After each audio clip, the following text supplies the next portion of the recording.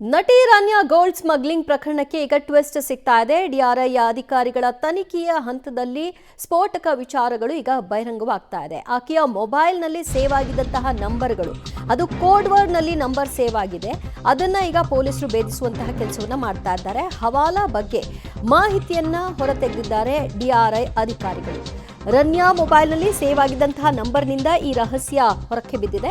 Code ವರ್ಡ್ನಲ್ಲಿ ಹವಾಲಾ ವಹಿವಾಟು ನಡೆಸ್ತಾ ಇದ್ದಂತಹ Ranya AU Bangalore dispatch Newton ಹೆಸರಿನಲ್ಲಿ ನಂಬರ್ ಅನ್ನ ಸೇವ್ ಮಾಡಿಕೊಳ್ಳಲಾಗಿತ್ತು.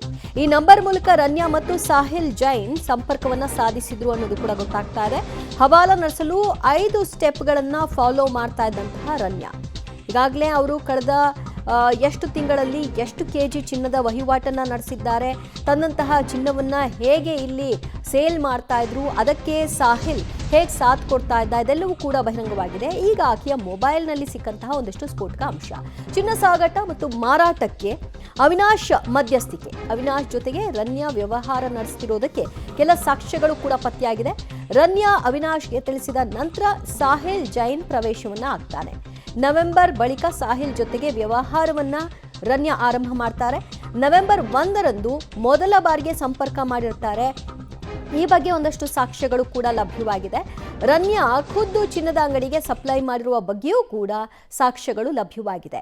ಹೊರದೇಶಗಳಿಂದ ಚಿನ್ನವನ್ನ ಕಳ್ಳ ಮಾರ್ಗದಲ್ಲಿ ತೆಗೆದುಕೊಂಡು ಬಂದ ನಂತರದಲ್ಲಿ ಆಕೆ ಆ ಚಿನ್ನವನ್ನ ಏನ್ ಮಾಡ್ತಾ ಇದ್ರು ಅನ್ನುವಂತಹ ಪ್ರಶ್ನೆ, ಇದಕ್ಕೆ ಯಾರು ಸಾಥ್ ಕೊಡ್ತಾ ಇದ್ರು ಅನ್ನುವಂತಹ ಹಲವಾರು ವಿಚಾರಗಳು, ಇದಕ್ಕೆ ಒಂದೊಂದೇ ಹೆಸರುಗಳು ಈಗ ತಳಕು ಹಾಕೊಳ್ತಾ ಇದೆ.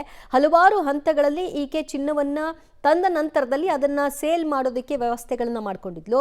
ಅದಕ್ಕೆ ಸಂಬಂಧಪಟ್ಟ ಹಾಗೆ ಒಂದಷ್ಟು ಕಾಂಟ್ಯಾಕ್ಟ್ಸ್ಗಳನ್ನು ಕೂಡ ಬೆಳೆಸ್ಕೊಂಡಿದ್ಲು. ನವೆಂಬರ್ 1ನೇ ತಾರೀಕು ಈ ಸಾಹಿಲ್ನ ಜೊತೆಗೆ ಸಂಪರ್ಕ ಸಾಧಿಸಿರುವ ವಿಷಯವಾಗಿಯೂ ಕೂಡ ಸಾಕ್ಷ್ಯಗಳು ಲಭ್ಯವಾಗಿದೆ.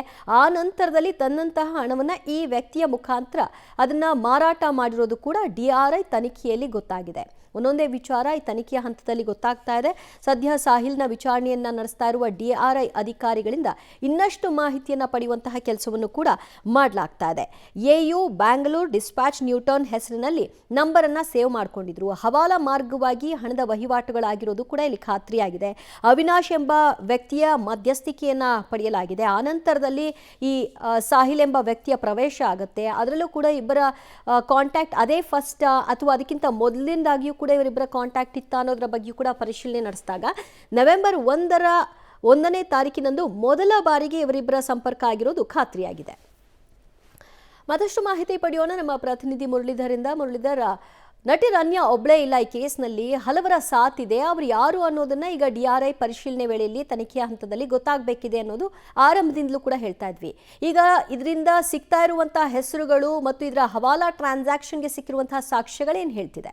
ಇವೇ ಖಂಡಿತವಾಗಿಯೂ, ಯಾಕೆಂದರೆ ಇಡೀ ಪ್ರಕರಣದ ತನಿಖೆಯನ್ನು ನಡೆಸ್ತಾರಂಥ ಡಿಆರ್ಐ ಅಧಿಕಾರಿಗಳು ಮೊದಲನೇ ದಿನವೇ ಆಕೆಯ ಸುತ್ತಮುತ್ತ ಒಂದು ದೊಡ್ಡ ಮಟ್ಟದ ಸಿಂಡಿಕೇಟ್ ಇದೆ. ಸಿಂಡಿಕೇಟನ್ನು ಇಟ್ಕೊಂಡು ಆಕೆ ವ್ಯವಹಾರವನ್ನು ಮಾಡ್ತಾ ಇದ್ದಾರೆ. ಜೊತೆಗೆ ಚಿನ್ನಾಭರಣವನ್ನು ಖರೀದಿ ಮಾಡೋಂಥ, ಅಂದರೆ ಹವಾಲದ ಮೂಲಕ ಹಣವನ್ನು ಕಳಿಸುವಂಥದ್ದು, ಅದರ ಮೂಲಕ ಚಿನ್ನವನ್ನು ಬೆಂಗಳೂರು ತರುವಂಥದ್ದು, ಚಿನ್ನವನ್ನು ತಂದು ಅದನ್ನು ಮಾರಾಟ ಮಾಡುವಂಥ ಕೆಲಸಗಳನ್ನು ಕೂಡ ಯಾವ್ಯಾವ ರೀತಿಯಲ್ಲಿ ಮಾಡ್ತಾ ಇದ್ಲು ಅನ್ನೋದ್ರ ಬಗ್ಗೆ ಒಂದಷ್ಟು ಮಾಹಿತಿಗಳನ್ನು ತನಿಖೆಯ ವೇಳೆಯಲ್ಲಿ ಡಿಆರ್ಐ ಅಧಿಕಾರಿಗಳು ಕಂಡುಹಿಡಿದಿರುವಂಥದ್ದು. ಯಾಕೆಂದರೆ ಈಗಾಗಲೇ ಈ ಪ್ರಕರಣದಲ್ಲಿ ಡಿಆರ್ಐ ಅಧಿಕಾರಿಗಳು 3 ಜನ ಆರೋಪಿಗಳನ್ನು ಬಂಧನಕ್ಕೊಳಪಡಿಸಿ ಆಕೆ ಹೇಳಿಕೆಗಳನ್ನು ದಾಖಲು ಮಾಡ್ಕೊಳ್ಳುವಂಥದ್ದು. ಅದಾದ ನಂತರ ಈಗ ಅವ್ರನ್ನೆಲ್ಲರೂ ಕೂಡ ಜುಡಿಷಿಯಲ್ ಕಸ್ಟಡಿಗೆ ಕಳಿಸಿದ್ದಾರೆ. ಆದರೆ ಸಾಹಿಲ್ ಜೈನ್ ಬಿಟ್ಕೊಟ್ಟಂಥ ಮಾಹಿತಿ ಏನಿತ್ತು, ಆ ಮಾಹಿತಿಯ ಪ್ರಕಾರ ಇವೆಲ್ಲ ಕೂಡ ಬಹಿರಂಗ ಆಗ್ತಾ ಹೋಗ್ತಾ ಇರುವಂಥದ್ದು. ಯಾಕೆಂದರೆ ನವೆಂಬರ್ 1ನೇ ವಾರದಲ್ಲಿ ಆತ ಸಾಹಿಲ್ ಜೈನ್ ಜೊತೆಯಲ್ಲಿ ಅವಿನಾಶ್ ಎಂಬ ಒಬ್ಬ ವ್ಯಕ್ತಿಯ ಜೊತೆ ಮಧ್ಯಸ್ಥಿಕೆಯನ್ನು ವಹಿಸ್ತಾರೆ. ಮಧ್ಯಸ್ಥಿಕೆ ವಹಿಸೋ ಮೂಲಕ ಸಾಹಿಲ್ ಜೈನ್ ಮತ್ತು ರನ್ಯಾ ರಾವ್ ಇಬ್ಬರು ಕೂಡ ಪರಸ್ಪರ ಸ್ನೇಹವನ್ನು ಹೊಂದ್ತಾರೆ. ಅದಾದ ಬಳಿಕ ಚಿನ್ನವನ್ನು ಯಾವ ರೀತಿಯಲ್ಲಿ ಮಾರಾಟವನ್ನು ಮಾಡಬೇಕು, ಅದರಿಂದ ಎಷ್ಟು ಲಾಭಾಂಶವನ್ನು ಪಡೆದುಕೊಳ್ಬೇಕು, ಇವೆಲ್ಲದ್ರ ಬಗ್ಗೆನೂ ಕೂಡ